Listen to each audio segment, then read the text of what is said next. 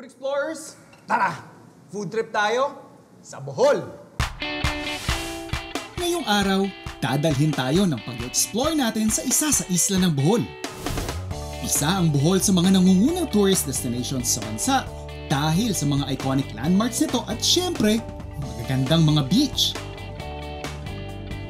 Pero alam niyo bang pwede rin kayong pumunta dito kung gusto niyo maka-experience ng kakaibang food adventure? Food Explorers, ngayon inaalagahan kami ng Best Western Plus, the Ivy Wall Resort. At eto nga, syempre pag sinabi nating alaga, kasama dyan yung bubusugin tayo. At ang nakatoka dyan ngayon, makakasama natin si Chef Archie.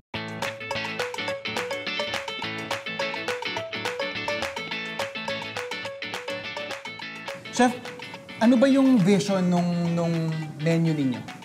Our vision po sa menu namin is we are focusing on Filipino dishes Okay. / Boholano dishes, but we are incorporating with modern techniques. Okay. We are honoring our roots and our legacies. So as we all know po, we are belong in an island. We are an island actually. So we are surrounded with beautiful seafoods Yes. and local produce.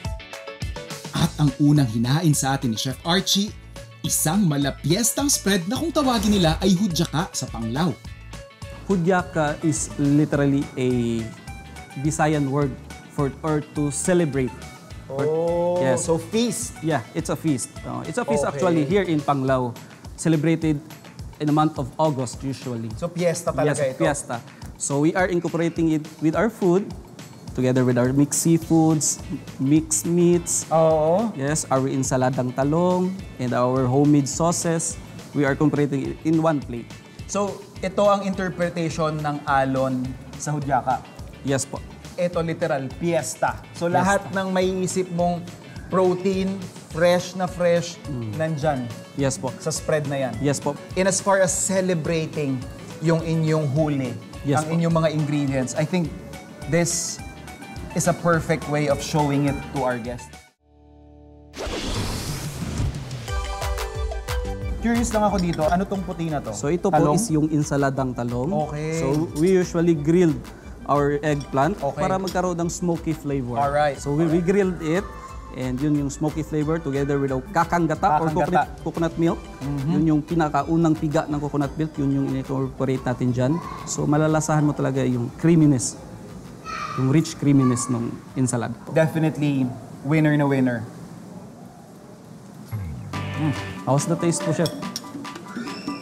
What I like about this dish, Chef, aside dun sa in-explain mo na yung creaminess from the cocoa cream, syempre yung smokiness from the eggplant, yung hinalo niyo dito ng acid, Yes po, yung vinegar. actually cuts through the richness ng cocoa cream that makes it better. Guys, perfectly cooked. And kahit hindi ko natikman to, alam na ng isip ko, masarap to. For our grill, the usual yung thinking natin pag barbecue is we have barbecue sauce basting on it, Yeah. diba? So, but for us, we are only marinating it for a longer period of time. No need for basting because flavorful na siya. So Okay. makikita nyo parang ano siya, fresh from grill. Yeah, is it local? Yes Is po, it some- suka tuba po siya. Okay. Tapos nag-infuse po kami ng sili, onion, garlic, ginger. So parang gumagawa po kami ng sarili naming pinakurat sauce. At saka maganda dun sa spread nila, kahit maghalo-halo ka ng kuha, they would still complement each other. Yes po. Kasi alam naman natin yung lasa ng grilled na manok, pusit, pero with acid in play, meron tayong freshness dun sa fruits na nilalagay nila, like yung ating Sweetness ng mango, salsa. yung mga salsa natin. It actually complements each other, no? Yes po. Yes. Each component brings something doon sa spread natin. And Chef, speaking of classic, syempre meron tayong kare-kare. Yes po. Yung sa inyo, you guys are using pork bagnet, ano? Pork bagnet. Yung lechon kawali. Presentation-wise, parang wala ka nang makikitang mas sexy pang adobo. Thank you, Chicken Chef. pork Thank you. adobo dito. Ano yung nasa gitna? Ube ba yan? Yes. Ube kalami? ubi twill. So, ubi kinampay. Kinampay yung gamit. Kinampay yung gamit. Ginawa naman yung twill Okay. for the garnish. Ubi kinampay is a variety ng ubi Variety na po ng ubi. dito lang sa Bohol mahahanap. Yes po. Okay. Yung rich color niya na violet talaga. Oo. Ayan. Nakuha ko yung sauce, panalo yung sauce agad. Saktong-sakto yung balanse ng alat. Yung acid, very subtle lang siya. Hindi siya overpowering. Pero yun nga, yung texture ng ating pork, yung lambot ng ating chicken, even yung ating boiled egg na parang pinaka-garnish na din dyan. Perfect. You have here your bibingka burnt cheesecake. Yes po. So, on the Basque side tayo ng... Yes po, Basque yung Oo. pag-bake niya. Pero, chef, paano ninyo siya na-prepare? Kasi, pogi. Middle reveal. Ay, Diyos ko, Lord. Ayan, cheesecake na cheesecake yung loob. Cheesecake. Pag sinabi natin cheesecake, syempre creamy yan. Matamis, creamy. I can sense na meron kayong lemon or acid na Yes, po. nilagay doon sa recipe ninyo. So, yun pa lang masarap na siya eh. Pero yung nilagyan yung pananggulo na itlog na maalat, doon nagkatalo eh.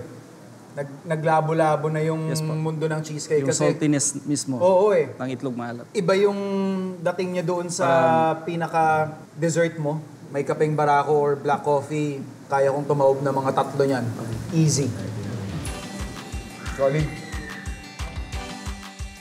Pero ito, nakita ko kanina, chef. Yung inyong ensaymada. Meron tayo dito. Siyempre, alam natin yung Plain. ensaymada, plain. Yes po. And yung ube kinampay, ensaybada. Ube kinampay. Okay. Again, staying true doon sa vision ninyo na using yung mga kabida-bida na ingredients natin. Yes po. Di ba? Lahat ng gusto mo sa ensaymada, malambot, mamantikilya, makeso, tapos yung layer ng kinampay, ube kinampay, pwede na itong ipasok sa Ensaymada Hall of Fame. Thank you, Chef. Thank you. Winner.